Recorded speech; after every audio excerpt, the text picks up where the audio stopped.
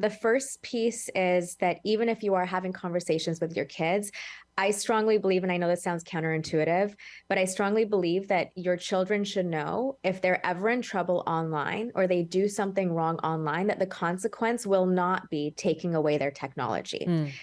Again, I know that sounds counterintuitive, but what we've seen, especially when we go into schools and we have disclosures from kids, is that a lot of them will be holding on to exploitative situations or sextortion or anything like that that's happened online.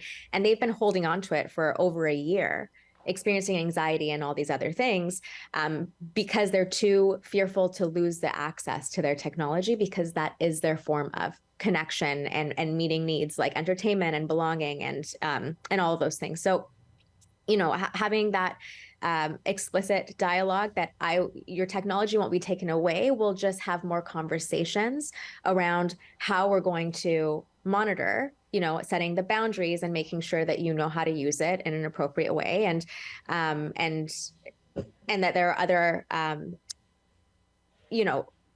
consequences that wouldn't involve, again, removal of something that's so valuable and important to the child.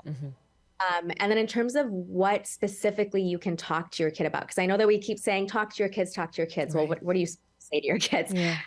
So I think a few things that kids should know, children and teens should know when they're online. Number one is that if somebody starts to engage in any kind of sexual behaviors within a 48-hour period of connecting with you, that's not normal behavior. That's not typical.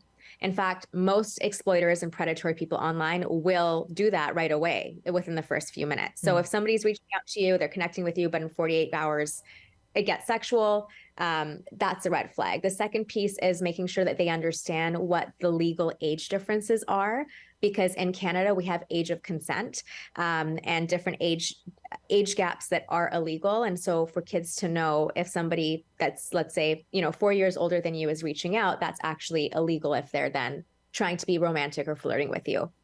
And the last piece is letting your kids know that the number one tactic sextorters and other forms of exploiters use is switching platforms.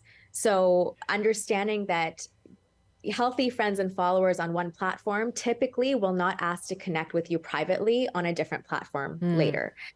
Whether that's transferring you or switching you to WhatsApp or Google Hangouts or some kind of a live stream platform or Instagram or Snapchat.